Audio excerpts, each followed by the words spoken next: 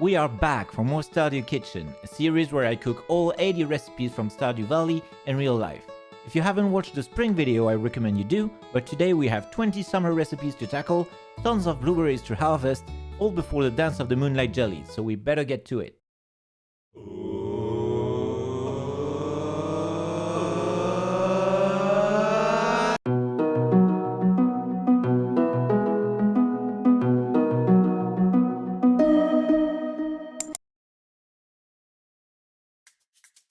We ended our last video with pasta, we're starting this one with pasta. Spaghetti to be more precise. 1 egg per 100 grams of flour, a pinch of salt, a tablespoon of olive oil, and we're off to the races, with some kneading that's going to take a solid 10 minutes. Which is a good time for me to tell you about the rules of the challenge in case you haven't watched the previous video. Which you should, it's good, and it has like, I don't know, Mikey rules. Rule 1 says I must use every ingredient in the Stardew recipe. However, I may add ingredients to improve the recipe, otherwise the bread wouldn't have any yeast. I may substitute ingredients, especially if we're talking rare fishes, stuff that doesn't exist, or stuff I cannot get my hands on in my country, but I'll try to match as closely as I can. And finally, it is generally okay to use ingredients that are derived from the Stardew Valley ingredients. For instance, I'll use corn flour when the recipe calls for corn, or cream when the recipe calls for milk. We're covering the dough to let it rest for a while, and we're going to mount our pasta rolling machine thing before realizing the position is not great if we want the action to be in the shot of the camera and scooch it over.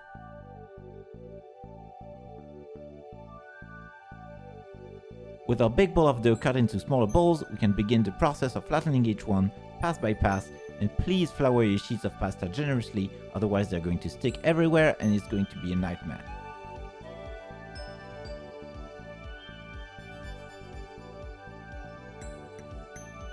For the final pass, the sheets go into the spaghetti shredder and they are ready to go into the hot tub for a very short time before being sauteed in oil along with some garlic.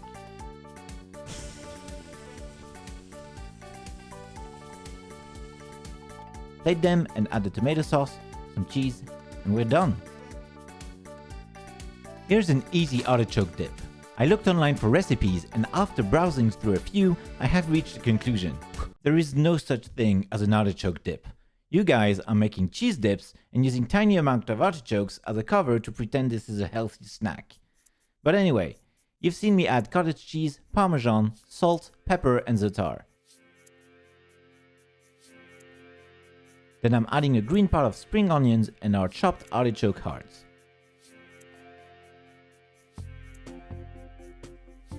After topping up with more cheese, both cottage and parmesan, the dish is moving to the oven while we fashion some dipping sticks. For this, we just need to buy some puff pastry from the store and cut small stripes. I added sesame seeds and poppy seeds as well. They can join the dip in the oven. When everyone is about done, it's time to enjoy your cheese dip. Except, these sticks taste good, but they are a bit fragile. This dip is just too thick. Good thing I dropped by Clint this morning to get my upgraded iridium spoon and fork. And with these, I can dig right in.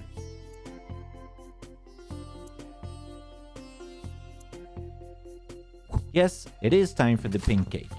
One of the most iconic recipes in Wait a minute, what is that? There's little hard candies on top.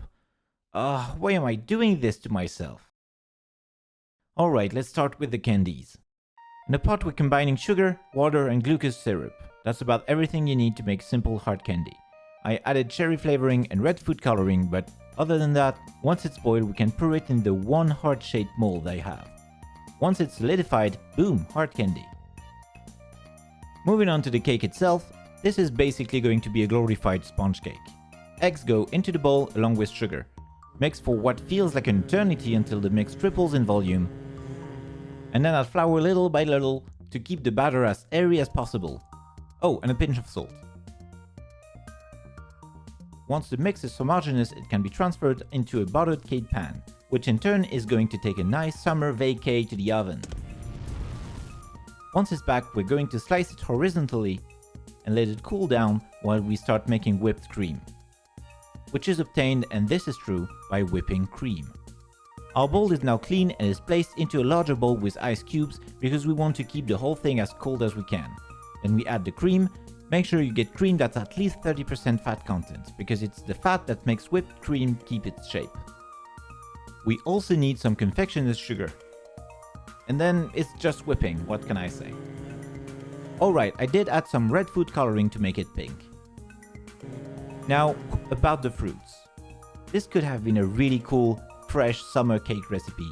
It could have been made with blueberry or whatever salmon berries are, but somehow there had to be melon in it. Don't get me wrong, I like melon, just not on cake. So because I actually intend to eat the cake, I took the liberty to add some fresh raspberries. So there we go, we can layer our cake by adding as much whipped cream as we can wherever we can, and then sprinkling some fruits to try and pretend this is a light summer dessert. Also, you'll notice I'm soaking the sponge cake with raspberry syrup. I find sponge cake to be quite dry otherwise, and this helps keeping it moist while also adding some pink flavor.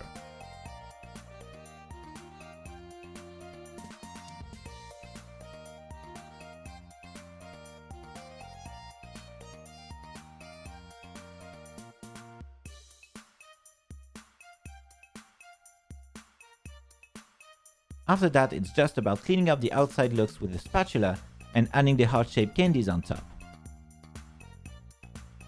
It ended up being a very nice summer cake, which could definitely have done without the melon.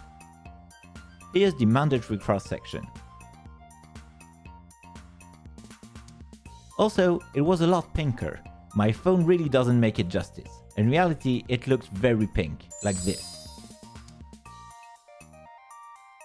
Let's leave the dessert world briefly and make eggplant parmesan, aka aubergine lasagna, aka yet another excuse to eat lots of cheese. You will need to cut your aubergines in thick slices and then put salt all over them because they are thick slices and you want to draw the moisture out. Otherwise they won't cook properly. While they cure, we can prepare our dredge operation with the usual flour, egg mixture and breadcrumbs. These are homemade breadcrumbs and I have pre-seasoned them with dry herbs like oregano and whatnot. And now I'm also adding shredded Parmesan cheese to the mix for extra cheesification. Once our eggplant slices have somewhat dried, we can dredge them. As always, keep one hand dry and one hand wet in order to avoid breading yourself.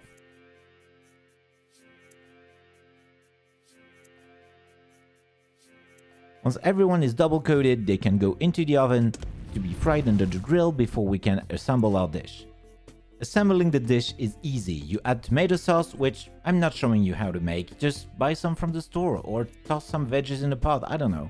Tomato sauce, then eggplant, then cheese. The titular Parmesan, but also low moisture mozzarella is great. And then repeat. Add some pepper, some basil leaves, and it's going back to the oven. Look at that, look at the bubbles. Eggplant Parmesan is great. It has cheese, it has fried stuff, it's vegetarian, it's great. Make it at home, it's great. But for a hot summer day, I need a cool, refreshing ice cream cone. The problem is, I can't purchase some from the ice cream stand because Alex won't talk to me since the slingshot incident. I must now make my own ice cream. And it's gotta be green, it's gotta be white, it's gotta be purple. We're going to make 2 ice creams and 1 sorbet. Let's start with a sorbet, for which I'm adding sugar, water and glucose syrup to a pot and bringing the mixture to a boil. Then I'm transferring this to a dish to cool down and adding the juice and pulp of as many limes as I could find. Add a drop of blue and yellow food coloring to get a nice green hue, and this dish is headed right to the freezer. Time for the ice cream proper. I don't have a churning machine thing, so I'm going to make a no churn version. We're going to need cream, again minimum 30% fat content, and condensed milk. They get whipped and assembled into a homogeneous mixture before being poured into 2 dishes. One for the white version, to which I'm adding orange blossom flavoring before stirring, and it's done basically. The purple one, however, is going to be blueberry flavored in true Stardew Valley fashion. I'm going to blend the blueberries and then add them to the cream along with some red food coloring because it's not going to look like the picture otherwise. Both ice creams can go to the freezer, and I'm going to take the sorbet out for a quick trip into the blender to homogenize everything and make it more frothy. I let them freeze overnight, and when I came back the ice creams were a bit too hard to be able to just scoop them, but they're no match for my iridium grade spoon, and so the final result looks and tastes very good. I especially like the lime sorbet, as I'm not a big ice cream guy. Ice cream is more Alex's thing. Luckily, summer is also the season of the fruit salad. You can't go wrong with just fresh fruit in a bowl. The study recipe calls for melon. I'm using this special variety of cantaloupe that grows in my home region. Apricot from my apricot tree that I absolutely didn't chop down by accident. And blueberries, which are unfortunately just a bit oversized, so I'm going to slice them in half to make them bite-sized. This is already good, but since we're feeling extra fancy, we will chop a few basil leaves. Basil and apricot, certified classic. Add like 2 tablespoons of sugar because, sugar. Give it a good toss and voila! It's just fruit salad. What is not just fruit salad, however, is the survival burger. Another iconic Stardew Valley dish. I like that Stardew cooking is mostly vegetarian. Well, if you exclude the fish dishes. Apparently there were plans to add meat-based products in the game and even sprites for them, but they were scrapped. Anyway, that leaves us with a veggie burger that's made of eggplants, carrots, and bread. So let's see what we can do about it. We'll treat the eggplant like the patty and do with them the same as we did in our eggplant parmesan. I'm even reusing the same footage because I'm lazy like that. Once they're coated, we're shallow frying them instead of cooking them in the oven to make them extra crispy. One note, I tried to use vegan cheese and it was a mistake. It doesn't melt, doesn't taste good, and to be honest doesn't taste much at all. It looks like vegan cheese isn't quite there yet. Next time I'll stick with cheddar. Let's take a quick jump back in time to the day before Burger Day, when I set out to make cave carrot pickles. The carrots are sliced with a mandolin, getting shoved into a jar along with some garlic, black pepper, mustard seeds, coriander seeds, and chili flakes. Then I'm pouring a boiling mixture of equal parts water and apple cider vinegar. It's not the proper way to make pickles that last forever, but we do intend to consume them within the next 2 days, so it's fine. And they will taste like pickles as soon as tomorrow. It's time to assemble our burger, with a generous amount of mustard on the bottom bun. I don't have any ketchup, because we use sriracha in this house. But then we can put salad, tomato slices, our fried aubergine patty with the terrible non-melty cheese, black pepper, and our cave carrot pickles. I felt really lazy, so I bought bread instead of making it, and so it looks pretty bad. Go ahead and flame me in the comments while I prepare a cross-section. Regardless, those burgers were delicious. Moving on to one of those weird Stardew-only recipes, the red plate. Here it is! My script says, pose for laughter. Anyway, let's shred some red cabbage, then cut some red radishes to bite-sized pieces, then mince some red onion. You should wash the onions if you intend to eat them raw. Once minced, submerge them in water for 5 minutes with a tablespoon or 2 of white vinegar, then rinse them. It will remove the strong raw onion taste. Then we're making a vinaigrette, which, in an attempt to make it red, will contain gochujang chili paste, olive oil, black rice vinegar, black pepper, and a dash of soy sauce. It's not the greatest dish in the world, but it will make for a decent entree. Let's skip directly to dessert. We're going to make the simplest blueberry tart you've ever seen. It starts by making short crust pastry, a pie dough that's basically just butter and flour. Or you could just buy some from the store. Once the dough has rested for a while, we can lay it on a well-floured countertop and roll it flat with a rolling pin, then transfer it to a pie mold. Break the bottom of the mold. I'm not sure why this is necessary because it's not like there's anything but metal on the other side of the dough, but everyone says you should do it, so... Once that's done, we're covering the dough with parchment paper and adding something heavy as a weight. In my case, it's rice. And this can go into the oven to pre-bake the dough for a few minutes. Then the rice can be transferred back into its jar. It's dried rice, it's not going to pick up any flavors from this little adventure. Then just add blueberries. As much as you can fit in there in 1 or 2 homogeneous layers, then sprinkle some sugar on top and you're done. This is it. It goes into the oven, that's it. We could have added a layer of jam at the bottom or something, but I said simplest blueberry tart, so here it is. It's good. It's better than the terrible lighting in my kitchen, I promise. Huh? I wonder what this chest is doing here. Cerveza Cristal. Cerveza Cristal.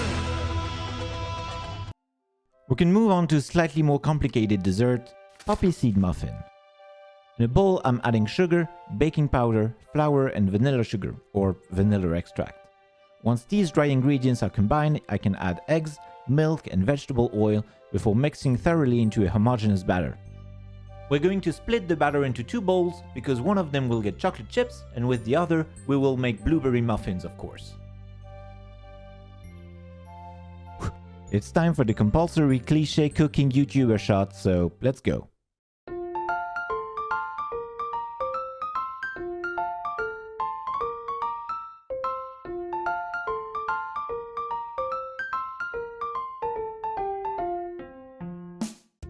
Then we can fill the molds with batter, with the added bonus that the blueberry muffins get a blueberry jam center. Oh, and the poppy seeds, of course. They go into the oven, and by Yoba, would you look at how dirty this oven door is. It is a miracle I am still alive. Boom! Muffins done!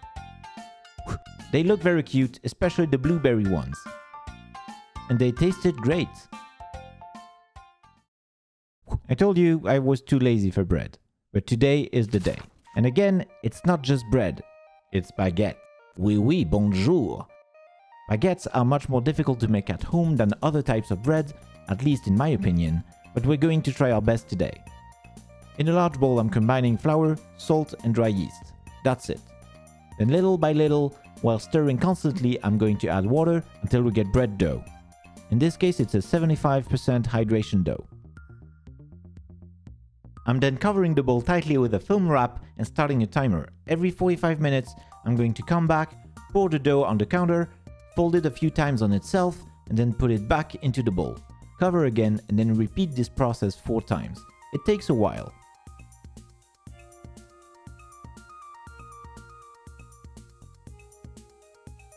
Then, with a generously floured work surface, we can divide the dough into 6 little rectangles. We're going to make 6 baguettes, before covering them again loosely in plastic wrap.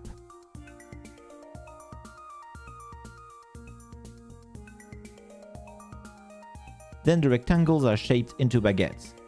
There's a special folding technique that would warrant a different camera angle. There's a proper video tutorial in the description anyway, so I recommend you watch that if you want to make these at home.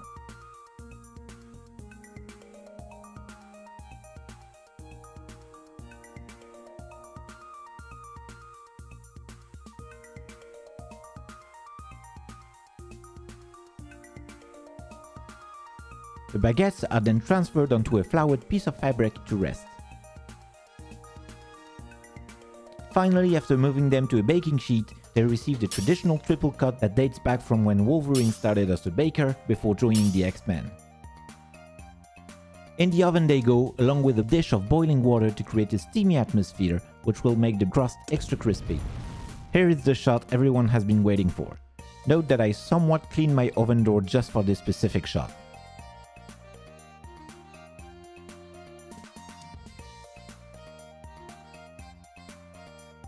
And here are our finished baguettes. Ho ho ho, magnifique! They look good. The interior isn't bubbly enough, but it's very good for homemade bread. Would I make this again considering I can get a way better baguette for cheaper, literally at every street corner? Probably not. But there's no time to think about that. Quick! The oven is still hot, we need to make bruschetta. For which we're going to slice some cherry tomatoes, chop some garlic and basil, and assemble everything on our bread, bound by olive oil. After a quick trip to the oven, they taste exquisite. I did make some more with olives and mozzarella. You really can't go wrong with fresh summer things on bread. Back to a more simple, some might say boring recipe. Radish salad. I've got a few radishes here. They're not great, they're only rad-ish. They're still getting thinly sliced with a mandolin before putting them in a bowl along with, what's that? Feta cheese, and low grade too. a dash of olive oil, some vinegar, some freshly mortar and pestled cumin seeds, and finally some salad for color. It tastes good. It takes like 5 minutes to prepare. It's fresh. 8 out of 10. Maybe add some mint. You know what's not great though? Pepper poppers. I mean, they could have been, but I had two options. Not too hot, but definitely too thin, or very hot with an okay shape. The pepper varieties available where I live are really lacking diversity. I went for the very hot ones. If I remove the seeds, it should be fine, right? Right? Before we take care of our peppers though, we need to make the filling, for which I'm using that thin jalapeno from before, garlic, cheddar, mozzarella and cream cheese, along with the usual salt and black pepper. Then we're hollowing and de-seeding our peppers before stuffing them with filling.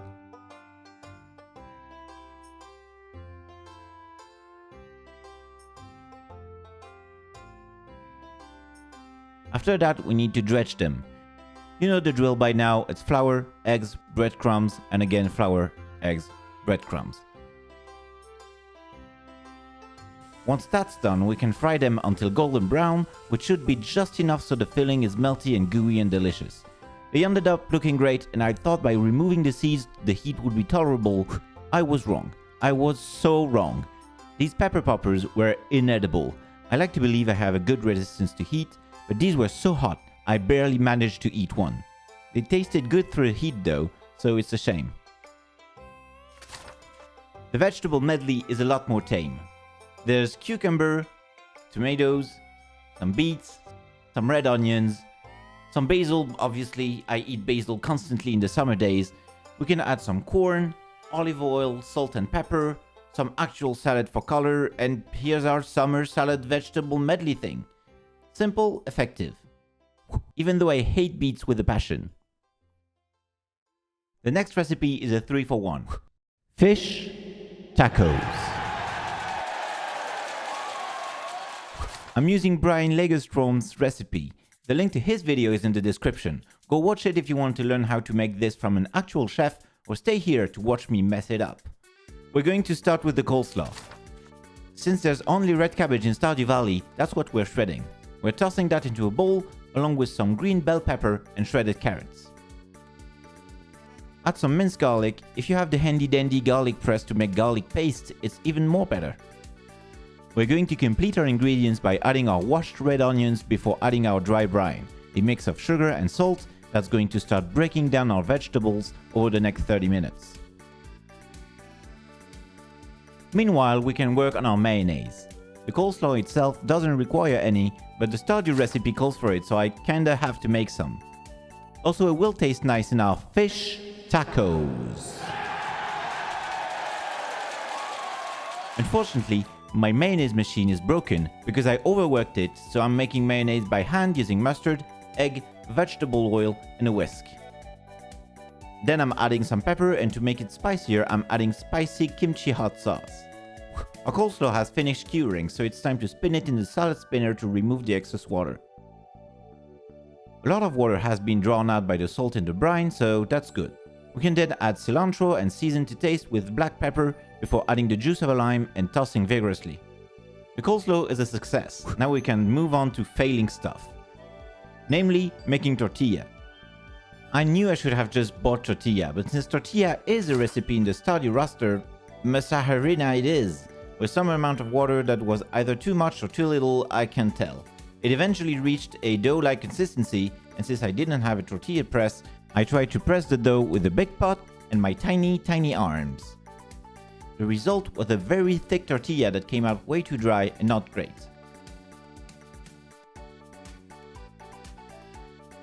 Before we can make our fish tacos, we're going to need the fish. In this case, tuna.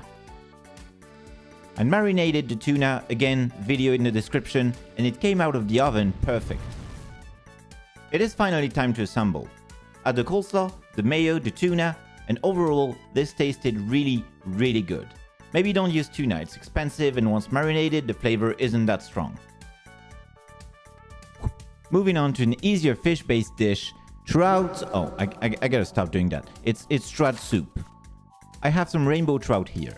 I'm going to spare you the sight of me filleting it, both because it's gruesome, but also because I'm bad at it. Once the flesh has been cut to manageable pieces, we can start sweating some diced onions on medium heat, along with some garlic, until everything is getting golden.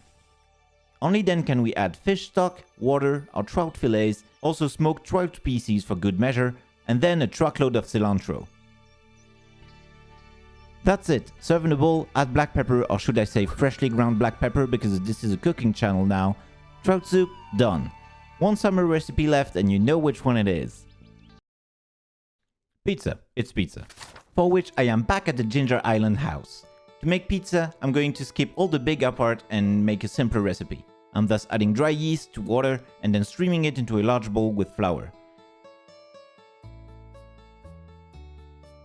Once everything is homogeneous and starts to look like pizza dough, we're going to cover it, and every once in a while we're going to grab it, stretch it, fold it back on itself. Like 4 or 5 times. Then we can move it on a floured work surface and divide it into smaller balls of dough of individual pizza size. While the wood oven is heating up, we can spread our dough on a non-stick surface. Don't judge my spreading skills, I know it's not very round, but it will have to do because we're adding tomato sauce, mozzarella, olive oil, basil, olives, anchovies, whatever you want. I mean, there's even pineapple growing at the Ginger Island farm, so why not? Pizzas go in the oven.